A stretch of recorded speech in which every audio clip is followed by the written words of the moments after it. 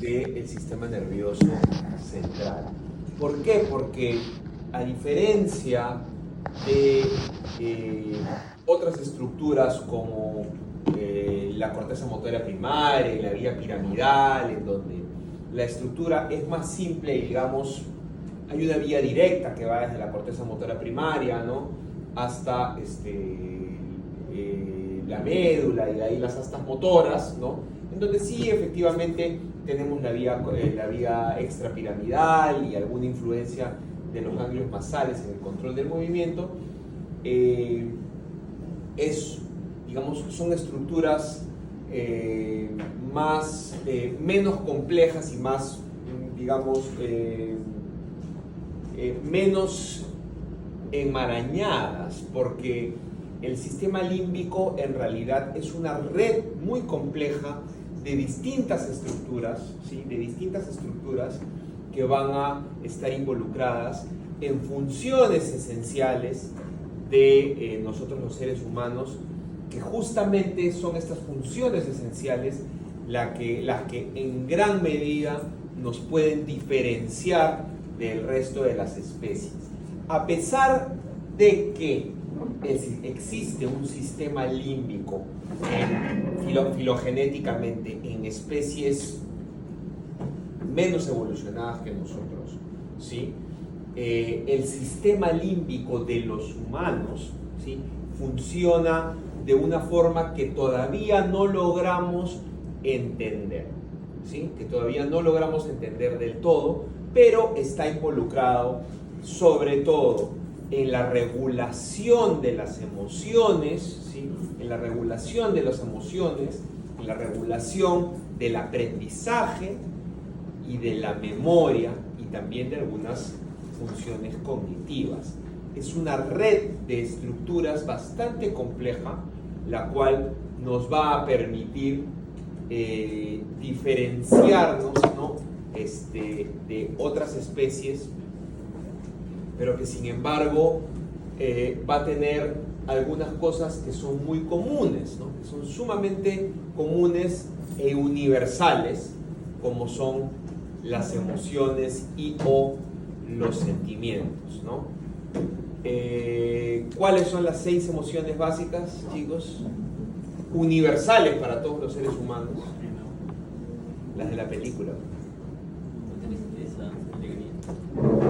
Tristeza, alegría, miedo, temor, desagrado, enojo, y hay uno que no sale en la película, pero que también es universal en todos los seres humanos. Y cuando digo que es universal, porque es una emoción natural que ocurre en todas las culturas, ¿sí?, porque hay muchos aspectos que van a ser, a ver, voy a intentar no marearlos porque a mí me gusta hablar de esto, ¿no? Hay cosas que son culturales, ¿sí?, hay cosas que son culturales. Por ejemplo, la lengua materna, es decir, el primer lenguaje que aprendemos en nuestra madre o en casa, ¿sí?, define la forma en cómo distintas estructuras del sistema nervioso central van a estar conectadas entre sí. Yo ya les he explicado que eso es una red de redes, ¿no es cierto? Hay tractos, hay vías, y la lengua materna va a modificar la forma en cómo el cerebro está cableado, y eso está ampliamente demostrado. El cerebro de una persona que aprende en lengua materna alemán y una persona que aprende en una lengua materna árabe o chino o español o quechua, ¿sí?, va a hacer que el cerebro tenga conexiones distintas y que probablemente finalmente vaya a cumplir las mismas funciones, ¿sí?, funcionalmente sea lo mismo, pero la forma en cómo yo logro alcanzar ese objetivo funcional va a significar un trayecto de vías neuronales, en muchos casos sumamente distintas, como en el caso, por ejemplo, del alemán y el árabe, ¿sí?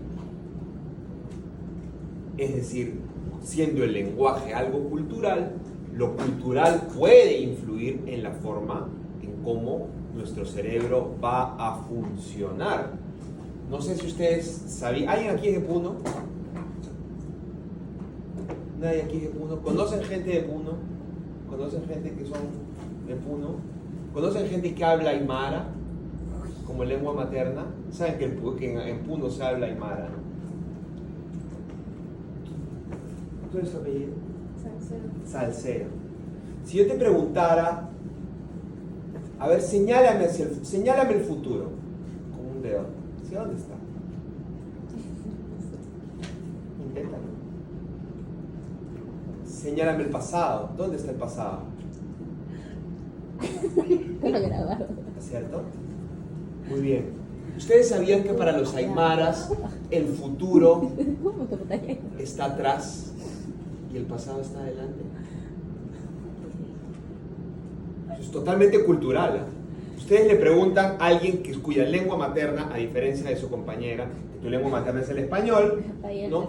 Si ustedes le preguntan a alguien cuya lengua materna es el aymara, señálame el futuro, ¿no? Te va a señalar hacia atrás. Y cuando les piden señálame el pasado, te señalan hacia adelante. ¿Por qué? Porque para los aymaras el futuro es desconocido. No lo pueden ver. No saben qué hay en el futuro. Entonces, está atrás. Y el pasado son todos sus antepasados. Todo lo que, su abuelo, su hijo, están delante de ellos. Sus hijos son los que vienen detrás de mí. Mis hijos, mi descendencia, son los que vienen detrás mío. Y aquí están mis antepasados de donde yo vengo. Culturalmente es completamente diferente, ¿no es cierto? El concepto de que el futuro está adelante o atrás, ¿no es cierto? Entonces hay cosas relacionadas al sistema. Por supuesto que no estoy haciendo una valoración de qué cosa es mejor o qué cosa es peor, sino de que el cerebro tiene formas distintas de conectarse de acuerdo a las experiencias culturales que vamos teniendo a lo largo de la vida, ¿no?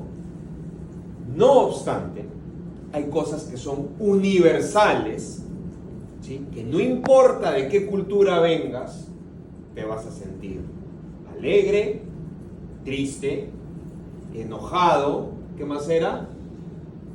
Desagrado. Algo te va a dar asco. ¿Qué me falta? Miedo. Vas a sentir miedo. Y la quinta, la que no sale en la película, es la sorpresa. No importa de qué cultura vengas, la emoción de la sorpresa, ¿sí?, es universal en todas las culturas humanas. Van ustedes a encontrar en distintos libros, porque el sistema límbico es fascinante, y la neurociencia cognitiva y la neuropsicología, que es la relación entre la neurociencia y las emociones, ¿sí? O sea que ya, espero que a partir de esta clase se olviden, ¿no? Se olviden de que las emociones, el pensamiento, la memoria, el aprendizaje, espero que no me escuche ningún psicólogo aquí, pero todo tiene absolutamente una base neurobiológica y neuroquímica, ¿no? Inclusive los traumas de los que hablaba Freud, ¿no?, con el psicoanálisis, no deja de tener razón en algunas cosas, pero todo aquello de lo que hablaba Freud, porque existe algo llamado la epigenética, ¿sí?, él no podía explicarlo cómo, porque no existía la resonancia magnética funcional, no existía la tractografía, no existía un montón de herramientas, pero todas esas cosas de las que habla la psicología, ¿no?, el trauma y la tristeza, todo absolutamente tiene una base neurobiológica, ¿sí? Porque todo va a estar almacenado de una forma u otra en el cerebro, ¿sí? No es que las ideas, ¿no? No es que las ideas y las emociones y los sentimientos y los pensamientos provienen del aire, provienen de la experiencia. Y lo van a encontrar en distintos libros, que si bien es cierto yo les puedo decir que hay 6 emociones básicas, en algunos otros libros van ustedes a encontrar que de repente que esas emociones no son 6, sino solamente son 2, ¿no? Son 2, en realidad son 2 ejes, ¿no? Una emoción que me activa y una emoción que me inactiva, es un eje, ¿no? Con 2 dimensiones, y una emoción que me agrada y que me desagrada, en 2 ejes. Entonces, si yo tengo una emoción que me desagrada y que me inactiva, lo que siento es tristeza. Si yo tengo una emoción que me desagrada y que me activa, lo que siento es miedo, ¿no es cierto? Si yo tengo una emoción que me agrada y me desactiva, lo que yo siento es placidez y calma, ¿no? Si yo tengo una emoción que me agrada y que me activa, lo que yo siento es euforia, ¿no? Como la serie, ¿no? Lo que yo siento es euforia. Hay combinaciones complejas, porque hay emociones más complejas, ¿no? Hay emociones más complejas entre, por ejemplo, piénsenlo, ¿eh? ¿Qué emoción mezcla la alegría y la tristeza?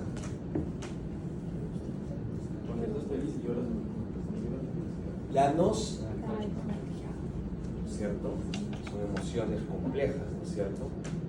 ¿Qué emoción mezcla la alegría y el miedo?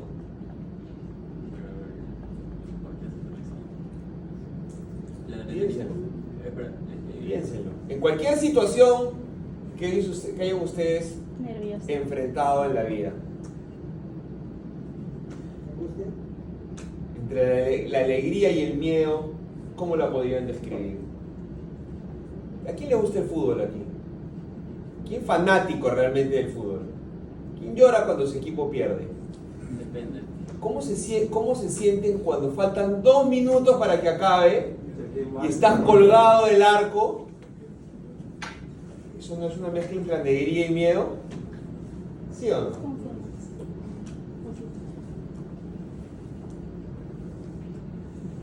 Ok. ¿Y cómo se llama? Son emociones complejas. Ah, no tiene nombre. Sí, podría ser, no sé, ansiedad, ansiedad anticipatoria, puede ser, ¿no? Porque el que tienes miedo de que pase algo malo y de que lo que te tiene alegre se acabe, ¿no? O sea, una fiesta en la que no te quieres ir, ¿no? Etcétera, ¿no? Son otras,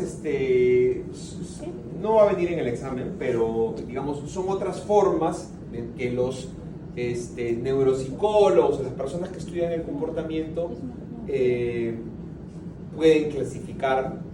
Hay una de las tantas clasificaciones de las emociones, ¿no? 2 ejes de agrado y desagrado, algo que te agrada y que te desagrada y que te activa y que te inactiva, y forman 4 ejes, ¿no? Y en esos 4 ejes se ubican todo el resto de emociones básicas y complejas, ¿ya?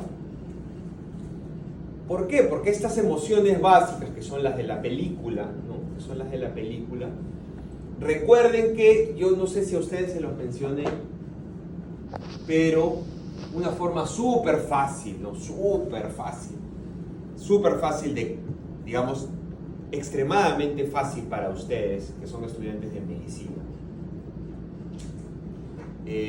pero que les puede a ustedes ayudarles a explicar a otras personas el funcionamiento del sistema nervioso, es dividir las estructuras encefálicas de las que hemos estado, o del sistema nervioso central de las que hemos venido hablando todo el curso, en 3. Cerebro, ya lo deben haber escuchado: cerebro de reptil, cerebro de mamífero y el cerebro de humano, ¿no es cierto? ¿Cuál es el cerebro de reptil? ¿Qué hemos visto? Todo lo que hemos visto en tronco, en bulbo, en mesencéfalo, ¿no? ¿Qué cosa? ¿Los reptiles vomitan? Sí, vomitan, pues, ¿no es cierto? ¿Los reptiles de gluten? Los reptiles de gluten, ¿no es cierto? ¿Sí o no? ¿Cuál es nuestro cerebro de reptil? mesencéfalo, ¿no? Que los reptiles regulan la temperatura corporal y la presión arterial. ¿Cómo que no? Sí. Claro, se mantienen fríos, pero la regulan, ¿no? Tienen una función análoga al hipotálamo, claro. ¿Los reptiles comen cuando tienen hambre o no? Sí. ¿Se les regula el sueño, sí o no? Ok, mesencéfalo, diencéfalo, tronco, digamos que es nuestro cerebro de reptil, ¿no? Pero el sistema límbico, ¿ustedes quiénes tienen mascotas aquí? Ok. ¿Perro o gato? Ambos. ¿Los perros se ponen alegres? Sí. ¿Tristes? También. ¿Se sorprenden? ¿Se molestan? Sí. ¿Se asustan? Creo que el mío no. ¿Sí o no? Los mamíferos tienen un sistema límbico. ¿Sí? Los mamíferos tienen un sistema límbico, razón por la cual, ¿sí?, el sistema límbico, y lo vamos a ver ahora entre las estructuras, está íntimamente relacionado con filogenéticamente, ¿sí?, con algunas estructuras de las más antiguas, ¿sí?, cuando hablamos de las distintas especies, entre ellas la corteza entorrinal, ¿sí? El olfato, ¿sí?, filogenéticamente uno de los sentidos, digamos, que fueron los primeros en desarrollarse. Nosotros los seres humanos ya lo hemos perdido un poco, ¿sí?, porque ahora hemos recubierto ese sistema límbico por nuestro cerebro de humano, ¿no?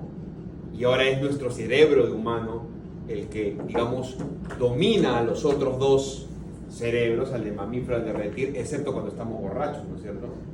Cuando estamos borrachos, la corteza prefrontal se apaga y te comportas, pues, más como un perro que como un humano, ¿no? Es que esa es la verdad. Lo que hace el alcohol es apagar a la corteza prefrontal y a la corteza orbitofrontal y pues orinas en la calle, ¿no? Por eso, pues, pero de acuerdo, pero a mí también me ha pasado que tomo mucha agua y no estoy borracho y me aguanto y veo y busco un baño, ¿no? Pero generalmente el borracho, no le importa, no le importa, como un perro, pues, ¿no? Orinas en la calle, pues. Es más fresco, entonces. Su corteza prefrontal se te apaga, ¿no? Se te apaga y haces cosas, pues, que normalmente no haría. Te domina tu cerebro de mamífero y tu cerebro de reptil, ¿no? Te pones, pues, yo te estimo, ¿no? Tus emociones salen, ¿no?, a flor de piel, ¿no? Cosa que normalmente nosotros no hacemos porque nuestra corteza prefrontal, nuestro cerebro de humano, domina, ¿no? Claro, exactamente, la capacidad así es, la capacidad. Entonces lo que expresan es mentira. ¿Quiénes? Las personas que están tomadas. No, al contrario, los borrachos siempre dicen la verdad. No tienen filtro. Los bebés y los borrachos. Los bebés y los borrachos. Efectivamente, porque los bebés tampoco no tienen por la misma razón, porque los bebés recién están empezando a desarrollar su corteza prefrontal, ¿no? Dice, ay, ¿por qué tu mamá es tan gorda? ¿No? Dice, ¿por qué tu papá tiene, no? Cosas que dicen los niños, ¿no? Efectivamente, ¿no? Entonces, efectivamente, esa corteza entorrinal, que ahora ya ha sido recubierta en el caso de nosotros los seres humanos por la corteza premotora, no, perdón, la corteza prefrontal, ¿no?, es la que era filogenéticamente la encargada, estrechamente relacionada al sistema límbico, ¿no? De hecho, hasta ahora, ¿no?, el olor, los olores, ¿sí?, de hecho los animales, digamos, tienen una corteza entorrinal muy desarrollada, y los perritos, por ejemplo, el caso de las mascotas, sus emociones cambian de acuerdo a lo que huelen. O sea, tienen un sistema olfatorio tan desarrollado que lo que huelen cambia las emociones, ¿no? Ellos ya saben cuando va a oler, va a llegar alguien a la casa y se emocionan, ¿no? Están de una cuadra y ya están felices, ¿no?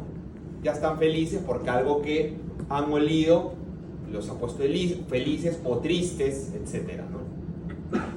De hecho, a nosotros los seres humanos nos sucede que cuando olemos algo, rápidamente podemos recordar, ¿no? O ponernos tristes o felices de acuerdo a algo que vamos a evocar con un olor, ¿no? Entonces, el sistema límbico, ¿sí? El sistema límbico va a estar formado es una red compleja. Y justamente la razón de ser una red compleja, ¿sí? La razón de ser una red compleja es que lesiones en distintos lugares del sistema límbico, ¿sí? van a poder producir síntomas sumamente diversos relacionados con los aspectos emocionales, con la memoria, con aspectos relacionados al aprendizaje, inclusive cuando las convulsiones son de origen temporal, pacientes epilépticos con epilepsia mesial, que es aquella que proviene de una desregulación en el lóbulo temporal, generalmente estos pacientes se les acompaña de amnesia, por ejemplo. Entonces tenemos, para dividirlas en dos grupos, ¿sí? Las estructuras del sistema límbico, vamos a dividirlas en estructuras corticales y en estructuras subcorticales, ¿no? Las estructuras corticales, como ustedes pueden ver en el dibujo, incluyen la corteza cingulada, ¿no? Que es el área subcallosa, debajo del cuerpo calloso, y comprende al giro parahipocampal, ¿sí? Al giro cingulado, ¿no? Al istmo del cíngulo, ¿no? Y todo lo que corresponde a la formación hipocampal, ¿no?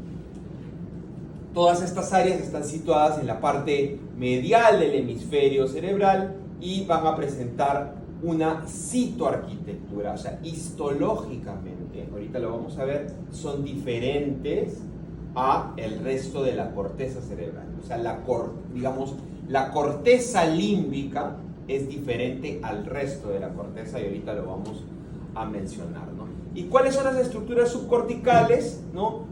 El septum o el área septal, el nucleus accumbens, del que vamos a hablar en un rato, sumamente involucrado en el sistema de recompensa, ¿sí? Los cuerpos mamilares, el complejo amigdaliano, ¿no? Ahí es donde está, ¿cómo se llamaba el de la película, ¿no? Miedo y desagrado están ahí,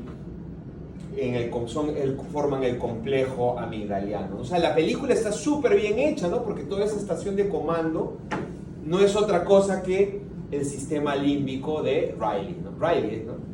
De Riley, ¿no? Todo ese centro de comando es el sistema límbico de Riley, ¿no? Está el complejo amigdaliano, la sustancia nominada, ¿no? Núcleos anteriores y núcleos dorsomedial, el núcleo anterior y el núcleo dorsomedial del tálamo también forman parte del sistema límbico. ¿Se acuerdan que yo les dije en la clase pasada cuando hablábamos de núcleos basales, dependiendo, ¿no? Es corteza, estriado, pálido, tálamo, corteza, ¿no es cierto? Y les dije, pero también los núcleos basales van a contribuir en la regulación de la cognición y de las emociones, ¿no? Entonces, ¿qué núcleos son del tálamo que van a tener una estrecha relación con el sistema límbico? El núcleo anterior y el núcleo dorsomedial del tálamo, ¿no? Y finalmente también, sin olvidarnos que por ahí debe estar, ahí está, el uncus, ¿no? Finalmente el uncus, ¿ok? Bien, entonces, esta organización es lo que nos demuestra que el sistema límbico no se circunscribe solamente al lóbulo frontal, lóbulo temporal, perdón, sino que se extiende también y ocupa estructuras diencefálicas, estructuras telencefálicas, sobre todo la base del telencéfalo, y tiene una amplia distribución. Por eso es que daño en regiones tan diversas como las que ustedes pueden ver ahí van a producir sintomatología en las funciones límbicas, ¿no es cierto? Y ya que habíamos hablado de citoarquitectura, ¿sí? cuando observamos la corteza cerebral desde una perspectiva histológica, ¿no? Desde lo que ustedes han visto en las láminas, van a ver una distensión clave en lo que es la organización funcional del sistema límbico, ¿no? Que es la diferencia entre la famosa neocorteza, que es la que ustedes ya me imagino deben haber visto en histo, que tiene ¿cuántas capas? 6. Que tiene 6 capas la neocorteza, a diferencia de la neocorteza, que es casi el 90% de la corteza en el cerebro humano, que tiene esas 6 capas bien definidas y están relacionadas con funciones sensoriales, motoras, funciones cognitivas superiores. Esta alocorteza, que forma parte del sistema límbico, tiene menos de 6 capas y la pueden subdividir en paleocorteza y en arquicorteza, ¿no es cierto? La paleocorteza puede tener de 4 a 5 capas y la arquicorteza solamente 3 capas, ¿sí? Que tenga menos capas, ¿sí? No quiere decir, ¿sí? No quiere decir que sea menos sofisticada y menos, al contrario, desde mi punto de vista es más compleja la relación desde la corteza en la integración emocional, la consolidación de la memoria y la regulación de la conducta motivacional, ¿no? Por ejemplo, ¿no? El área piriforme y el giro dentado, ¿no? De la corteza entorrinal son ejemplos de zonas, entre comillas, primitivas, ¿no? Entre comillas, primitivas porque son filogenéticamente compartidas con otras especies, pero que son fundamentales para las funciones límbicas, ¿no? Es una arquitectura, entre comillas, digamos, más antigua, ¿no? Pero que le permite al sistema límbico operar con rapidez y eficiencia ante situaciones de supervivencia, ¿no es cierto? Como por ejemplo el miedo, ¿no? Cuando tu vida está en juego, rápidamente, ¿no? El sistema límbico a veces actúa más rápido de lo que debería actuar, ¿no? Antes de que tú integres por completo la información sensorial y cognitiva, ya tu sistema límbico te hizo asustarte, ¿no? Te hizo asustarte. Como por ejemplo, no sé, qué sé yo. No sé, estás en tu casa, ¿no? Te estás bañando y tu hermano se esconde detrás de la puerta y a la hora que sales de bañarte, ¡guau! Te hace, ¿no? Y te asusta. Y tú saltas, ¿no? Pero ¿quién va a ser? ¿Quién va a estar en tu casa? ¿El cuco? ¿Quién va a ser? ¿No? O sea, no tiene sentido, ¿no? A veces uno reacciona antes de integrar la información sensorial, en donde, digamos, si cognitivamente lo integraras, sabrías de que, o sea, es absurdo, ¿no? ¿Quién va a estar en tu casa y ¿me entiendes? ¿No? O sea, y te va a asustar, tú te has metido a bañar, está tu mamá por ahí, tu hermano por allá, te metiste y sales y tu hermano te asusta, no sé. No tienes, si lo integras cognitivamente, no tiene sentido que te asustes, pero tu sistema límbico actúa antes, sí, ¿no? Y efectivamente te vas a asustar, ¿no? Antes de que, digamos, es decir, en realidad se convierte sumamente eficiente, ¿no? En situaciones en donde la supervivencia está en juego, ¿no? Como en el reconocimiento de una amenaza o la evocación de un recuerdo emocional intenso, ¿no? Entonces, cuando se lesiona, por ejemplo, la corteza entorrinal por alguna causa, uno de los primeros hallazgos en la enfermedad de Alzheimer es que la memoria episódica, que ahorita vamos a ver de qué se trata, se altera. ¿Cómo es que se desarrolla el hipocampo? ¿Ya? El hipocampo es una estructura emblemática del sistema límbico. Acá pueden ver que tiene una formación, que tiene forma de... ¿Por qué se llama hipocampo? Porque parece un caballito de mármol. ¿Parece o no? A mí tampoco nunca me ha parecido, pero los neuroanatomistas dicen que se parece a un caballito de mármol. Más o menos, ¿no? Las colitas no son caracol. Más o menos se parece a un caballito. Más o menos. Pero es un caracol. La colita y un miedo. Bueno, más o menos, ¿no? Pero entonces tiene una estructura emblemática, pues, en el sistema límbico. Se origina a partir de la corteza dorsal, y conforme esa corteza dorsal se pliega en el telencéfalo, no va a migrar hacia el lóbulo temporal. Es decir, cuando el cerebro, el telencéfalo se está formando, eso va a estar arriba sobre el cuerpo calloso y va a migrar, ¿no? Va a migrar hacia el lóbulo temporal medial y en ese proceso va a ir dejando restos celulares en realidad en el cuerpo calloso, que son las llamadas estrías longitudinales y estrías longitudinales en medial y lateral en el adulto, ¿no? Y en el adulto, hipocampo va a tener tres componentes fundamentales que son los que ustedes pueden ver ahí en el cuadro, ¿no? Que son el subículo, el hipocampo propiamente dicho, también llamado la cresta o el cuerno de Amón, ¿sí? Por eso se llama CA, las partes del hipocampo se llaman CA, que es el cuerno de Amón, y el giro dentado, ¿no? O sea, estos elementos, el subículo, el cuerno de Amón y el giro dentado, se diferencian no solamente por su estructura histológica, sino también por la función que van a tener en el proceso de la memoria. El subículo, por ejemplo, actúa como puerta de salida del hipocampo hacia otras regiones, ¿ya? Y el hipocampo contiene neuronas piramidales que participan en los circuitos de retroalimentación sináptica para consolidar la memoria, ¿no? Y el giro dentado tiene células granulares que reciben fibras que vienen de otras estructuras, o sea, que reciben aferencias que vienen desde la corteza entorrinal sobre todo, ¿no? Digamos, no sobre todo, sino para, concretamente, en el sistema límbico relacionado a la memoria, ¿no? Entonces, estas estructuras tienen tres láminas, ¿no? Como les había dicho, a diferencia de otras capas, tienen solamente tres capas, ¿no?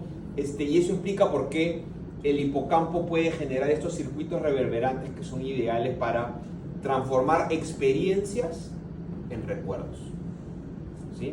Que esa es la función de la memoria, ¿no? Transformar una experiencia sensorial, que es lo que ocurre en el presente, digamos en la realidad, en un recuerdo o en una memoria. Y lo hace mucho más fácil, por eso la película está tan bien hecha, si es que viene acompañado de una, como en la película, ¿no es cierto? ¿Quiénes eran los que llevaban las esferitas doradas, que eran los recuerdos, a guardar? ¿Quiénes? Ellos, ¿no es cierto? Los personajes, cada uno de ellos guardaba una esferita dorada que era un recuerdo, ¿no? Los recuerdos se almacenan mejor si vienen acompañados de una emoción. Sí, absolutamente. Absolutamente. Claro. Por ejemplo, ¿no? Lo que está sucediendo ahora en la clase, ¿no? Yo les estoy hablando en clase, probablemente muchos de ustedes están aburridos, ¿no? No me prestan atención, se van a olvidar. Pero si yo les digo, muy bien, ¿saben qué? Salen a exponer ahora y su continuo es ahorita. O me molesto y le digo, Juan Diego, por favor, le grito, ¿no? No sé cómo me molesto, nunca me han visto molesto, pero me molesto, se asustan, ¿no? Entonces ahí el recuerdo va a ser más fácil de almacenar, ¿no? Entonces, cuando esta organización laminar, trilaminar del hipocampo se altera, ¿no? Por ejemplo, la hipoxia en un caso de hipoxia severo, en crisis epiléptica del lóbulo frontal, ¿no? Estos efectos en la memoria pueden ser inmediatos y también muy aparatosos. Eso es lo que les decía, ¿no? Cómo va a migrar, ¿no? Va a migrar desde el cuerpo calloso, ¿no? En el cerebro en formación, el telencéfalo en formación, hacia el hipocampo, ¿no? Donde finalmente voy a tener mi giro dentado, mi hipocampo, o hasta mi cuerno de Amón, mi subvículo, ¿no? Y mi giro parihipocampal, que todo eso es parte de mis estructuras corticales mis estructuras corticales del sistema límbico, ¿no? Entonces, ¿qué más? A ver, ya, como les decía, o sea, estas formaciones hipocampales no solamente son estructuras anatómicas, ¿no? Si en realidad son un sistema, ¿ya? En realidad son un sistema, acá están las capas, por eso les decía que son 3 capas, ¿no? Molecular, granular y multiforme. En realidad sus sistemas son el cuerno de Amon 4, el cuerno de Amon 3, el cuerno de Amon 2, el cuerno de Amon 1, o sea, el giro dentado, el subículo y acá está el giro paripocampal, ¿no? O sea, en realidad, ¿sí? En realidad es un sistema, ¿no?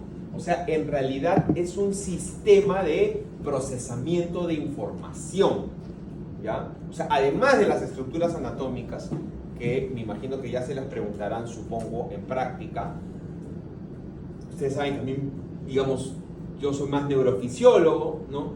Entonces, me voy a encargar de, o tratar de que entiendan que el flujo de información, ¿no? Hacia el hipocampo va a comenzar en la corteza de asociación sensitiva, ¿ya? Va a comenzar en la corteza de asociación sensitiva, en donde los estímulos de la corteza de asociación sensitiva, cuando la próxima semana veamos cortezas de asociación, que es las zonas de la corteza en donde se asocian, ¿no? Los estímulos provenientes de nuestra experiencia sensorial, valga la redundancia, ya sea táctil, visual, auditiva, todos esos estímulos se asocian, ¿sí? Y esos estímulos que están asociados en una zona de la corteza, por ejemplo, ¿cómo saben que un perro es un perro? Porque lo ven, ya, pero si yo te cierro los ojos, si te vendo los ojos, porque lo tocas de repente, o ladra, ¿no es cierto? Entonces estás integrando información visual, información auditiva, información táctil y es un perro. Entonces, esa información sensorial, ¿no? Se integra, la información sensitiva se integra y esos estímulos van a converger a la corteza entorrinal, donde también llega en realidad información olfatoria, ¿sí? No vamos a hablar de ella porque, digamos, lo que les explicaba, ¿no? Filogenéticamente, esta información sensitiva, ¿sí? Esta información sensitiva que proviene de los otros sentidos, ya como que ha superado, ¿no? Le ha dicho a la corteza entorrinal, no, ¿sabes qué, mano? No le hagas caso a tu olfato, acá yo tengo otros 3 sentidos que te van a dar la información que es. Entonces, ha superado, digamos, ¿no? A la corteza entorrinal sobre la información olfatoria, ¿no? Y desde la corteza entorrinal se proyecta hacia el giro dentado, ¿no? Que es la primera porcioncita, ¿no? Hacia la primera porcioncita del hipocampo, ¿no es cierto? Y de ahí del giro dentado a través de una vía llamada vía perforante, que es la que ustedes ven acá, ¿no? De la vía perforante, que es la que ustedes ven ahí en la lámina, se constituye la principal vía de entrada hacia el hipocampo, ¿no? Y luego las células granulares, de esas 3 capas que hay, acuérdense, habían piramidal, granular y multiforme, ¿no? Esas células granulares del giro dentado van a proyectarse hacia las neuronas piramidales del cuerpo de Amon 3, ¿no? Ahí está el cuerpo de Amon 3, ¿no? El cuerpo de Amon 3, y a su vez este cuerpo de Amon 3 se comunica con el cuerpo de Amon 1, ¿no? Cuyas neuronas luego se van a dirigir hacia el subículo, ¿no? Y finalmente del subículo la información regresa otra vez a la corteza entorrinal o hacia estructuras subcorticales a través de mi núcleo anterior o dorsomedial del tálamo a través del fornix, ¿no? El fornix que se deriva de la fimbria. Ese fornix es fundamental porque a pesar de ser una estructura chiquitita, si en una neurocirugía te vuelas en fornix, chao, pierdes la capacidad de formar recuerdos nuevos, como en la película.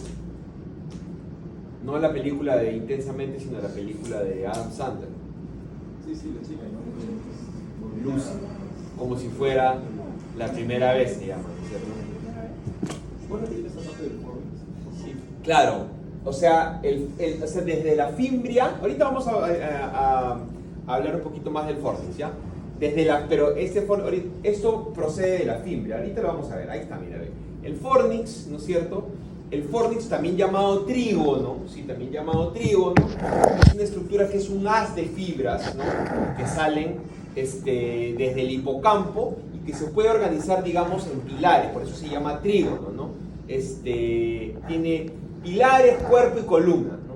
Por eso se llama trígono, que se pueden dividir también en fibras precomisurales o en fibras postcomisurales según su relación con la comisura anterior, porque está ahí nomás, ¿no es cierto?